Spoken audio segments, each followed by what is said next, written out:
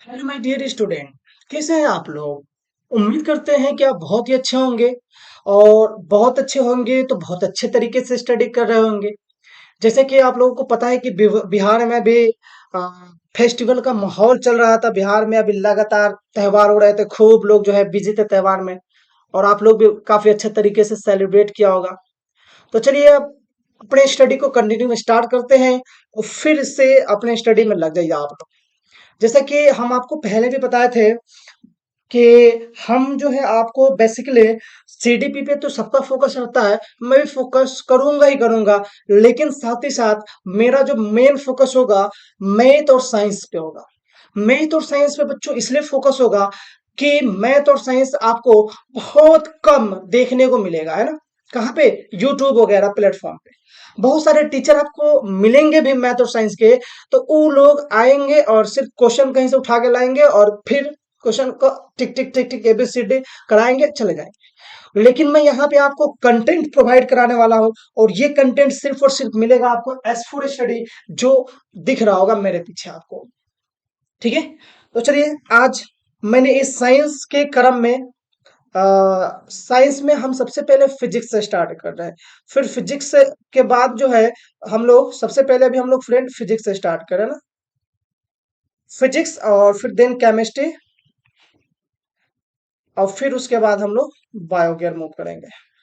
तो मैं आपको बता दूं कि ये तीनों मिला के फ्रेंड आपको 30 मार्क्स का पूछा जाता है, सही से ना।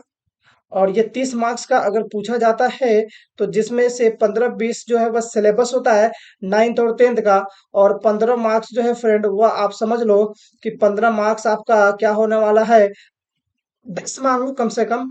10 जो है 10 मार्क्स वो पेडागोजी होने वाला है।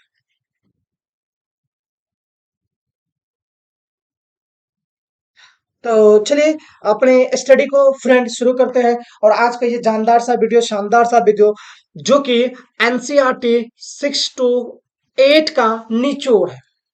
हम लोग जो 6 to 8 में एनसीईआरटी पढ़ते हैं, और यही एनसीईआरटी जो है फ्रेंड जिससे कि आपके एग्जाम में ज्यादातर क्वेश्चन देखने को मिलता है। फिर मैं बताऊंगा आपको क्वेश्चन के साथ एनालिसिस करके, है ना, जिसके लिए आपको बने रहना पड़ेगा। और चाहे तो आप हमसे नोट्स जो है इसका ले सकते हैं। और साथ ही साथ जो है आप टेलीग्राम चैनल से भी जुड़ सकते हैं, जहां पे आपको ये सारा चीज का अपडेट मिल जाएगा। टेलीग्राम चैनल का लिंक जो है फ्रेंड वो इस तरह से कुछ आपको देखने को मिलेगा।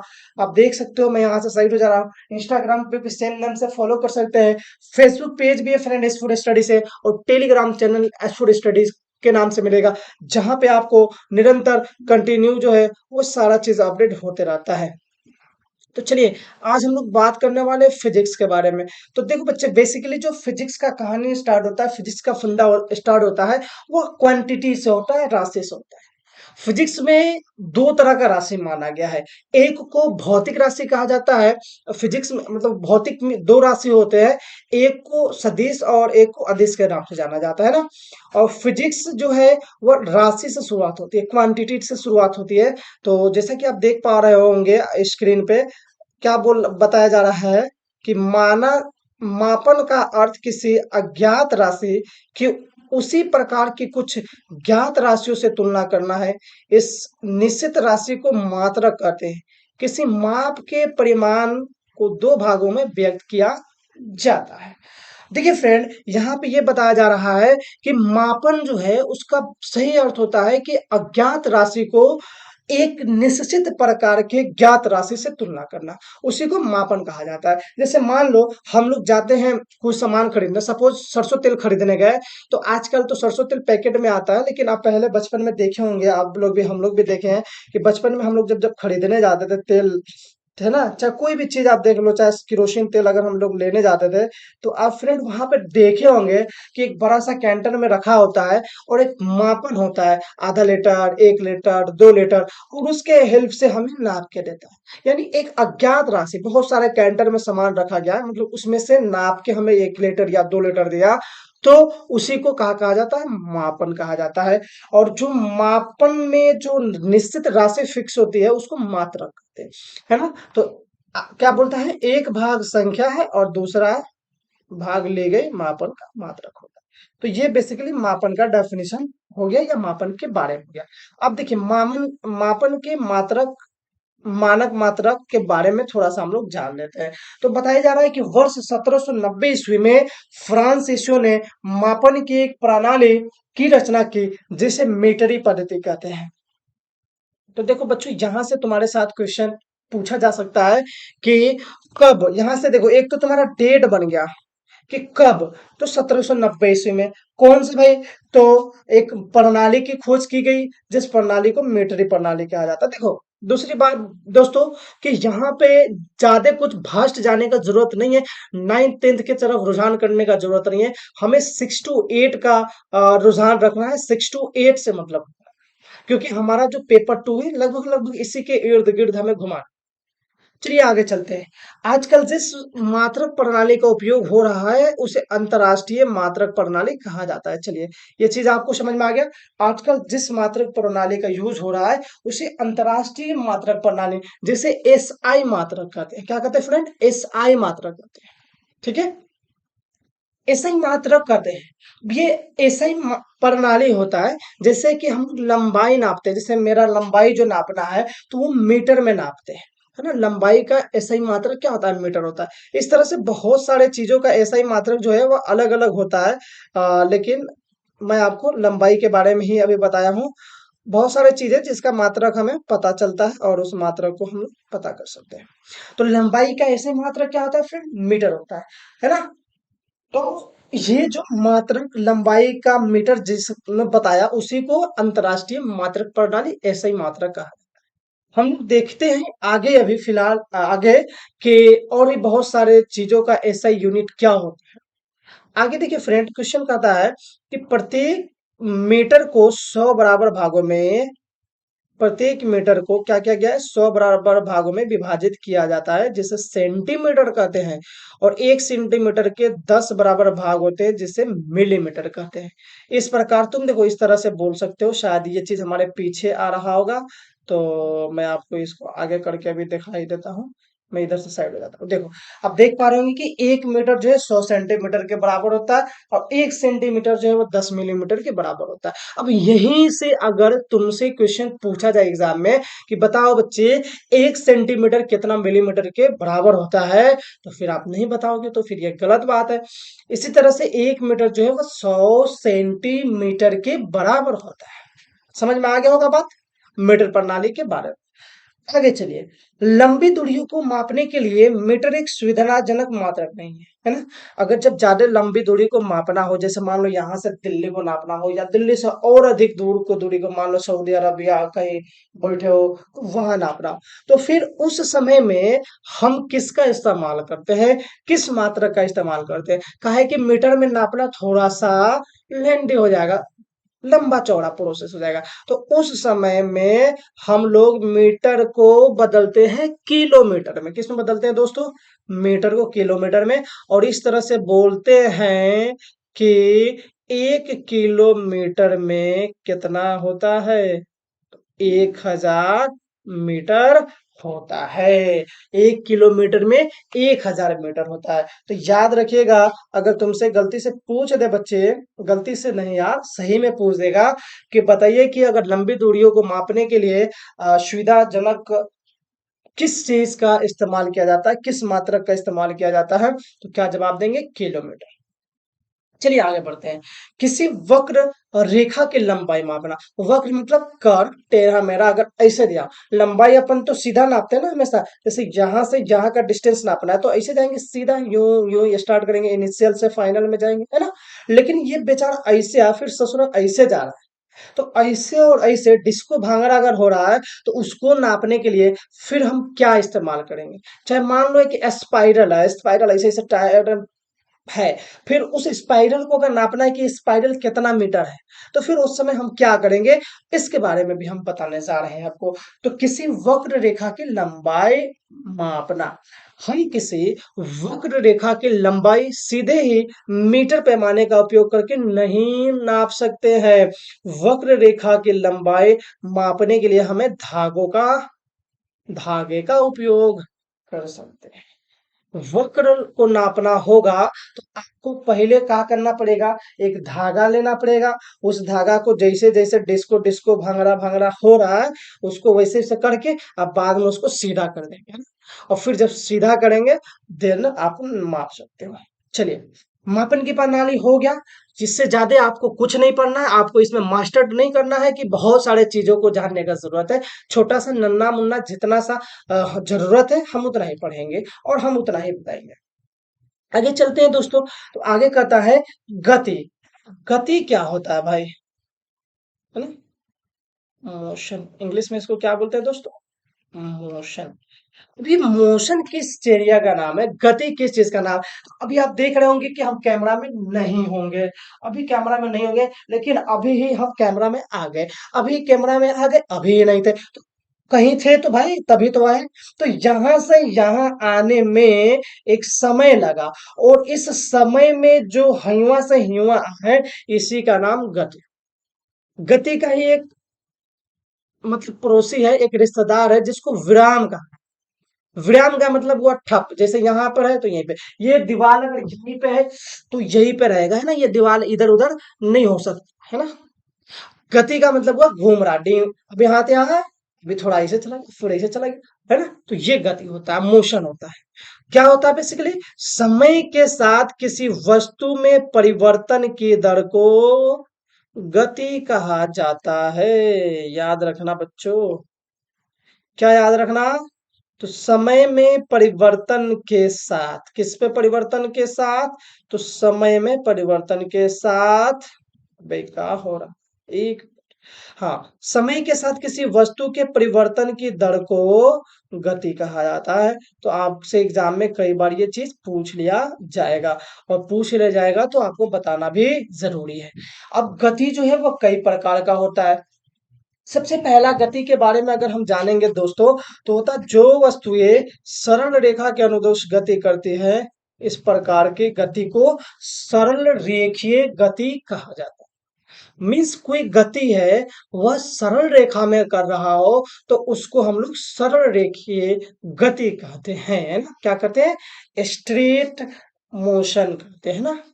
मतलब एक ही लाइन में गति हो रहा है, मतलब यहां से चले डोई डोई एकदम ऐसे ऐसे जा रहे हैं, एक ही लाइन में जा रहे हैं।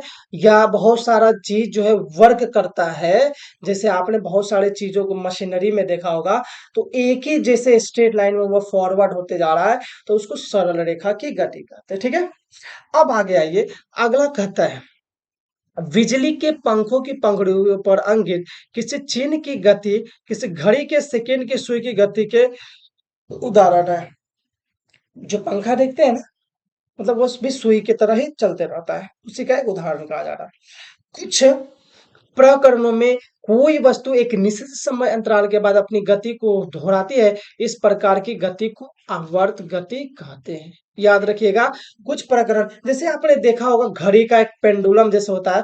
घड़ी जो है ऐसे होता है, जहां से ऐसे होता है, फिर ऐसे होता है, फिर ऐसे होता है, फिर ऐसे होता है, फिर मतलब ये दोहराते रहता है। इसको ना सिंपल हार्मोनिक मोशन भी कहा जाता है, लेकिन उतना जानने की आपको आवश्यकता नहीं है। जैसे मान लो ये घड़ी, यहाँ पे कोई लोलक ऐसे लटक रहा है, तो ये बेचारा यहाँ तक मूव हो रहा है, फिर ये मूव होके यहाँ तक आ रहा है, यानी मैक्सिमम यहाँ तक आया और फिर यहाँ तक है। इसी चीज को क्या बोला जाता है फ्रेंड, इसी चीज को बोला जाता है कि आवर्स, मतलब रिपीट मारना एक ही चीज को, ठीक है ना। तो एक तो हो गया आपका कौन सा गति, रेखीय गति, है ना, जो अभी हम इधर देखें, रेखीय गति या सरल रेखीय गति।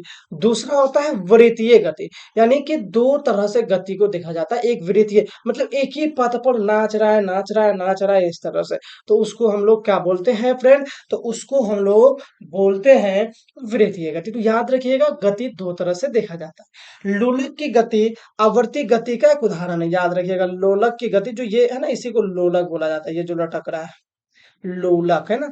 लोलक की गति, क्योंकि लोल जैसा बनता है ना, यहाँ देखो लोल है ना, ऐसे ही लोल होता है ना, तो लोल के वजह से इसका नाम लोलक रखा गया शुद्ध भोजपुरी में।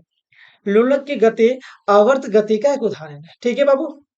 चलिए ये चीज समझ में आ गया होगा दोस्तों। आगे बढ़ते हैं, आगे बढ़ते हैं। आगे कहा जाता है कि किसी वस्तु द्वारा एक द्वारा एकांक समय में तय की गई दूरी को हम उस वस्तु की चाल कहते हैं। याद रखिएगा, चाल को स्पीड बोलते हैं।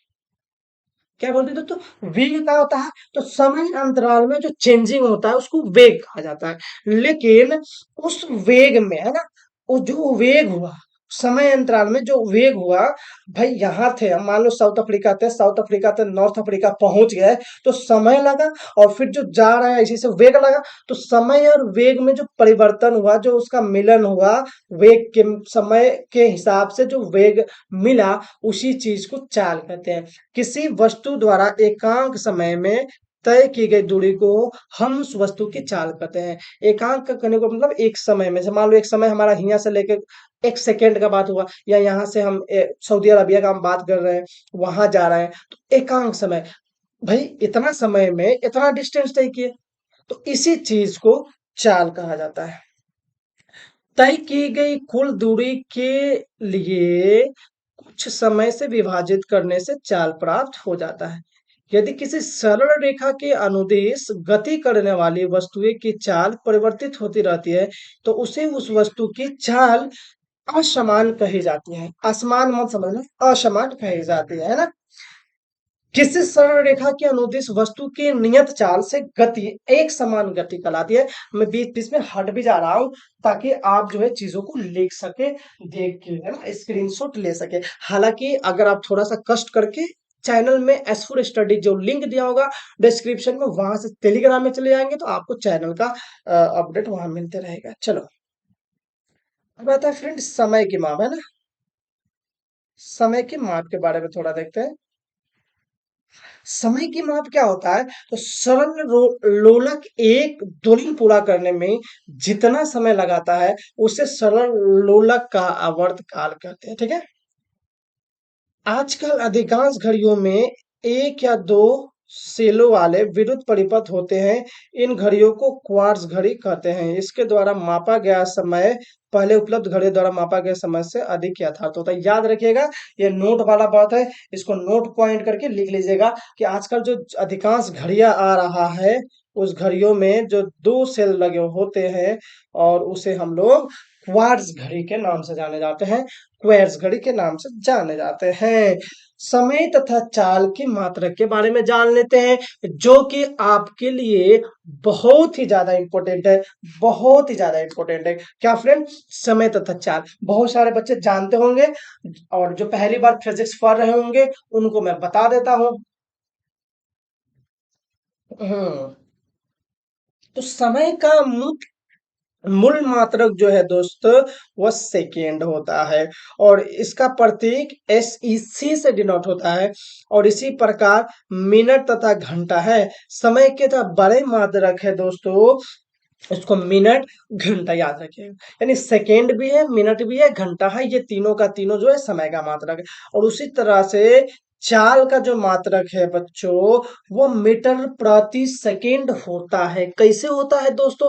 तो चाल का कैसे होता है, तो हमने चाल का डेफिनेशन बताया कि प्रति एकांक समय में वेग में परिवर्तन की दर को, तो जो परिवर्तन होता है वह टाइम के सापेक्ष होता है। तो इसीलिए ऊपर में हुआ मीटर और नीचे में हुआ सेकेंड। ओके। ओके। चाल कैसे मापा जाता है, तो देखते हैं। कुछ घड़ियां एक सेकंड के 10 लाखवें भाग और यहां तक कि 1 अरबवें भाग तक के समय अंतराल माप सकती है। ऐसे भी ऐसी घड़ियां आजकल इस दुनिया में आ चुकी है ना। चलिए, एक माइक्रो सेकंड, एक माइक्रो सेकंड, एक माइक्रो सेकंड सेकंड का 10 लाखवां भाग होता है, याद रखिएगा। एक माइक्रो सेकेंड सेकेंड का 10 लाखवां भाग होता है। ठीक है। ओके। फिजिक्स के बारे में मैं फिर से रिपीट कर रहा हूँ, बहुत सारे चीजों को पढ़ने की आवश्यकता नहीं है। नहीं तो अगर मैं फिजिक्स का उत्पत्ति पे चर्चा करूँ तो कम से कम 3 दिन का लेक्चर उसी में समाप्त हो जाएगा। लेकिन मैं फिर से आपको बोल रहा हूँ कि आपको बहुत बड़े स्कॉलर फिलोसफर नहीं बनना है उस सब्जेक्ट के, बस आपको इतना बनना है जितना से आप सीटेट में पास ही नहीं कर पाए, बल्कि अच्छे मार्क्स भी ला पाए। चलिए, इसी तरह से दूरी जो होता है वो चाल गुने समय होता है, याद रखिएगा, है ना। दूरी जो है वो चाल गुने समय होता है। यहाँ से आप तीनों चीज को अलग अलग निकाल सकते हैं। अगर चाल को अगर तुम इधर छोड़ देते हो तो चाल इसी तरह से क्या हो जाएगा दोस्तों, दूरी और बटा समय हो जाएगा। और इसी तरह से समय को भी छोड़ देते हो तो समय बराबर दूरी बटा चाल हो जाता है। तो इस तरह से हम तीनों चीजों को आसानी से निकाल सकते हैं। क्या एक रिलेशन याद रखेंगे तो काम हो जाएगा। अभी छाया, इमेज, इमेज क्या है भाई, तो छायाओं से हमें वस्तुओं की आकृति के बारे में कुछ जानकारी मिलती है, अच्छा, प्राप्त होती है। कभी कभी तो छाया हम सभी को वस्तु की आकृति के बारे में भ्रमित भी कर सकती है। ऐसा बहुत बार होता है कि नहीं होता है। छाया से पता नहीं चलेगा कि आदमी का शरीर छाया पड़ रहा है कि जानवर का छाया पड़ रहा है। बहुत बार बचपन में हम लोगों को ऐसे डराया भी जाता था। आप भी बच्चे होंगे या हम भी बच्चे होंगे तो डर जाते होंगे। कमेंट सेक्शन में बताइए कि आप डरते थे कि नहीं। हम तो भाई डरते थे जब छोटे थे। हमें सूर्य को सीधे कदापि नहीं देखना चाहिए। ये हमारी आंखों के लिए अत्यंत हानिकारक हो सकता है। और इसी बीच एक ज्ञान की बात मैं आपको बता देता हूँ कि जो सूर्य जो है उसको आप सीधे नहीं देख सकते हैं। देख तो सकते हैं लेकिन नहीं देखना चाहिए, नहीं तो वो आपके आंखों के लिए हानिकारक होता है। क्योंकि सूर्य, आपको पता है कि हाइड्रोजन और हीलियम का एक गोला है और खतरनाक गोला है ना। और इस गोला में बहुत सारे, है ना, अल्ट्रा वायलेट रे होते हैं जो कि आपके आंखों को नुकसान पहुंचा सकते हैं। और आंख जो कि एक बहुत ही कोमल चीज है, जो आपके पूरे बॉडी के लिए, पूरे शरीर के लिए, या यूं कह लो ये पूरे संसार सृष्टि को देखने के लिए बहुत ही यूजफुल चीज है। अगर आपके शरीर का कोई ऐसा अंग नहीं हो तो आप सरवाइव कर लेते हैं। हालांकि जो जन्मजात नगण्य है उनको उस तरह से ट्रीट किया जाता है तो सरवाइव कर जाते हैं। लेकिन वो दुनिया को जिस तरह से हम और आप देख पाते हैं, है ना, उस तरह से वो नहीं देख पाता है। इसलिए आंख को बचा के रखना चाहिए। ये एक बहुत बड़ा ऊपर वाले के द्वारा दिया गया हमें वरदान है। इसलिए आंख को बहुत अच्छे तरीके से सेव रखना चाहिए ना, सेव आई, है ना। प्रकाश में वस्तुओं को देखते हैं। जो वस्तुएं सूर्य की तरह स्वयं प्रकाश का उत्सर्जन करती है उसे दीपपिंड कहा जाता है, याद रखिएगा। अभी हम जब प्रकाश चैप्टर पढ़ेंगे फिर हम उसमें बात करेंगे। प्रकाश में जब वस्तुओं को हम देखते हैं और जो सूर्य जैसा ही स्वयं का प्रकाश उत्सर्जित करती है उसे द्वीपपिंड कहा जाता है। और इसी के साथ हमारा आज का लेक्चर भी शायद समाप्त हो गया है। और साथ ही साथ आपको यहाँ पे 3-4 लिंक दिख रहा होगा धड़ाधड़, तो आप भी टकाटक से एकदम से इस सोशल मीडिया हैंडल पे जाना है और आपको लाइक, सॉरी, इसको फॉलो कर लेना है। और लाइक सब्सक्राइब तो बात की चीज है, और अगर करते हो तो मुझे अच्छा लगेगा।